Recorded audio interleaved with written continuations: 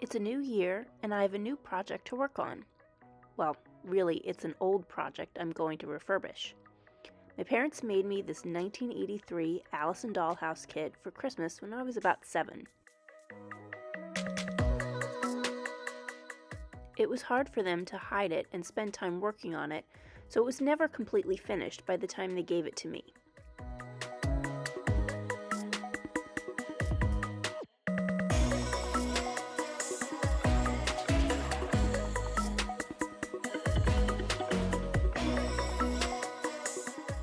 As you can see, compared to this picture of a finished model, it is missing a lot of shingles as well as some gingerbread pieces on the outside. The doors were never attached, and neither was the staircase. That didn't matter to me though. I loved it and played with it for many years before it got tucked away in storage.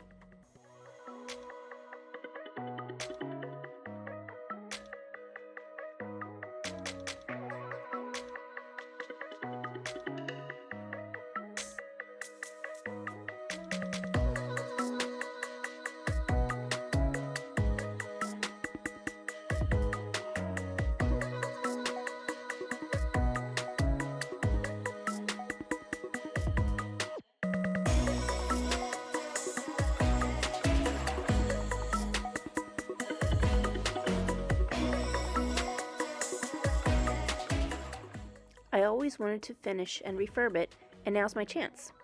First steps were to take everything out and take inventory of what I had. Most of the pieces I had received over the years were a mishmash of different styles and eras, so most of what I already have will not be going back into the dollhouse. I want this to be a Victorian interior to match the exterior, so most of the modern furniture will be replaced. As you can see, the wallpaper had yellowed and the carpeting was filthy, so that all had to come out and be replaced. I also have to think about the layout and whether or not I want to switch up rooms, but that will come later.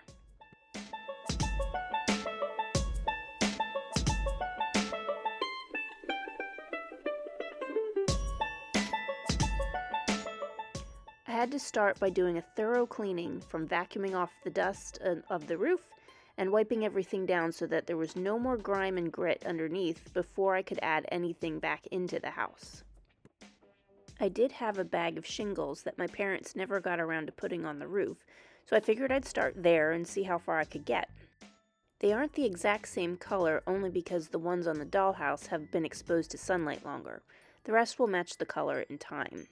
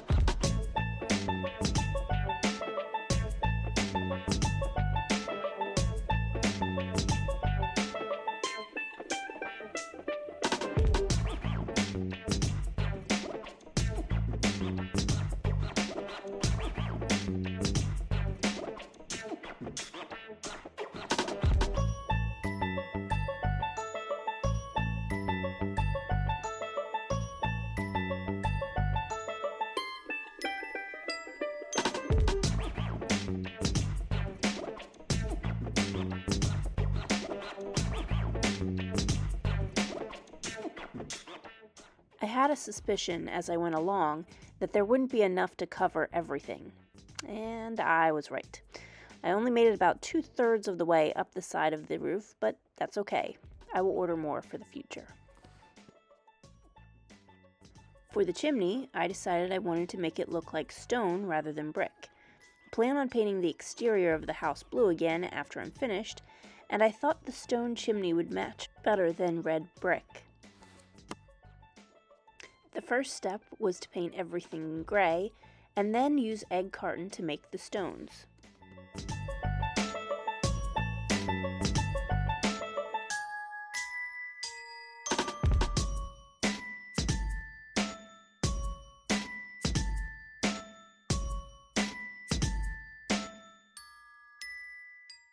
I used both brown and gray egg carton pieces and carefully tore each piece to fit together like a puzzle as I glued them down.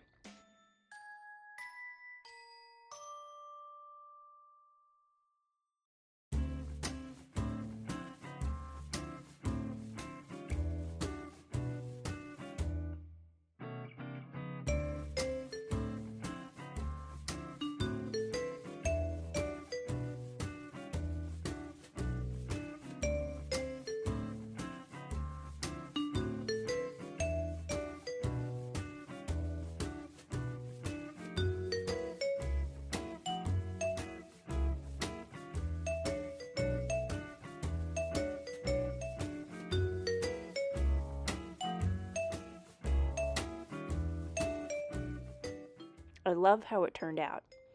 I'm just debating on whether or not I will add lightweight spackle between the stones to make it look like grout. Let me know what you think I should do in the comments.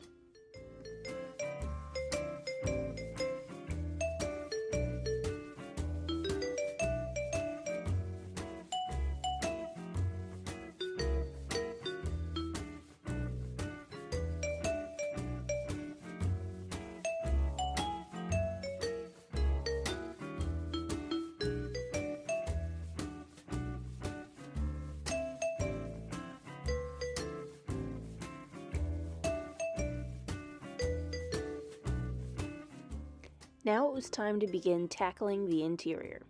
I created a room planner sheet for every room in the house so I can keep track of what needs to be done and what else I may need to purchase.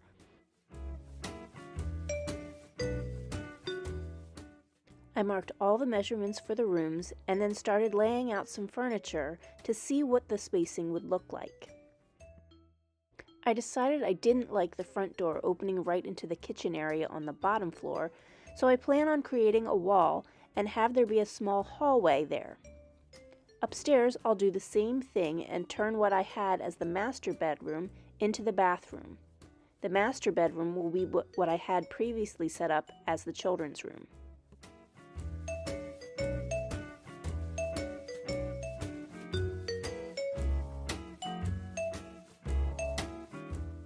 The only difficulty now is that the kitchen area is too small for anything but the stove and the hutch.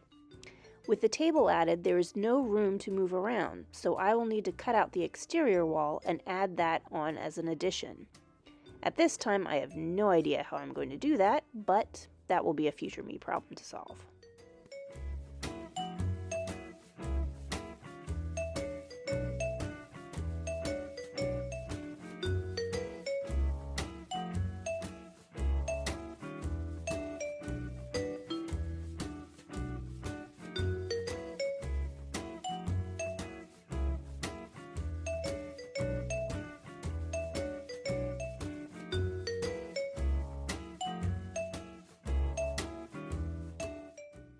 Once I had a good idea of what the layout for each room will be, it was time to start the demolition process.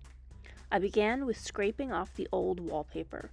Some of it came off pretty easily, but there were bits that were extremely stubborn.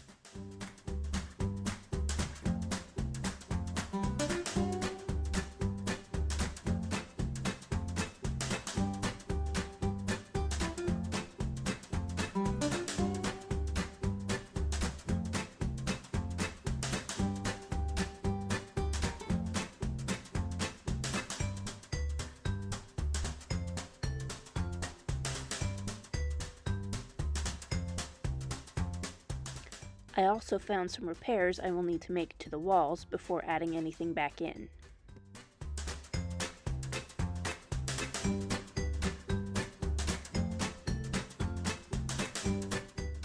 If you plan on doing a similar project, I highly recommend labeling all the trim you take off. Even though I will be replacing it, it helps to know what goes where so I can get measurements correct.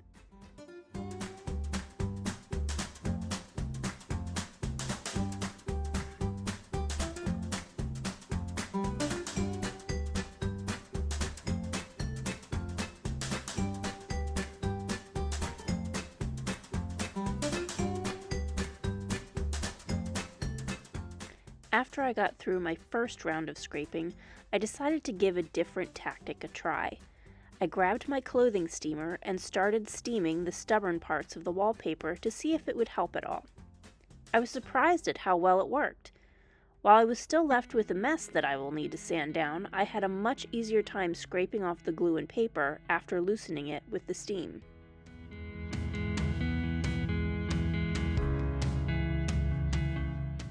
Finally, I wanted to get rid of the thick wooden pieces that made up the crossbars of the window. They were just all out of proportion and needed to go. However, that meant I had to get rid of all of the outside trim as well.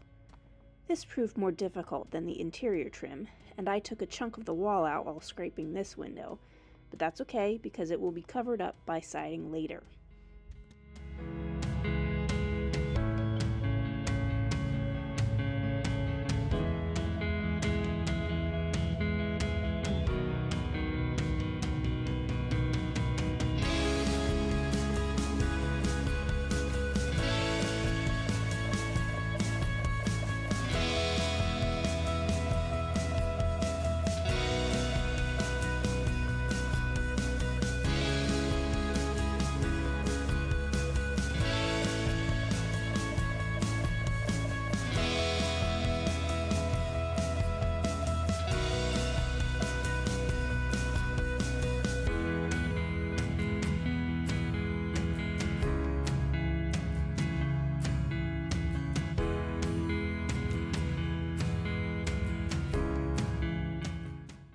Once the trim was gone, I could more easily get a Dremel into the tight space and cut out the wooden crossbeams.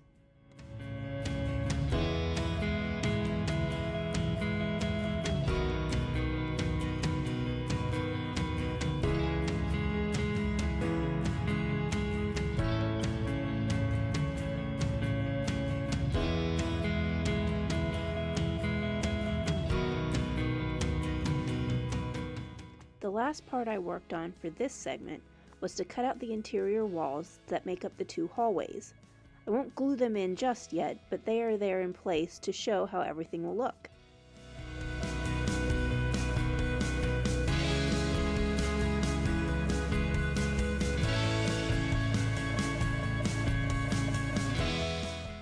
The last bit of demo of the interior will be to break through the kitchen wall for the expansion. Wish me luck on that! See you in the next segment.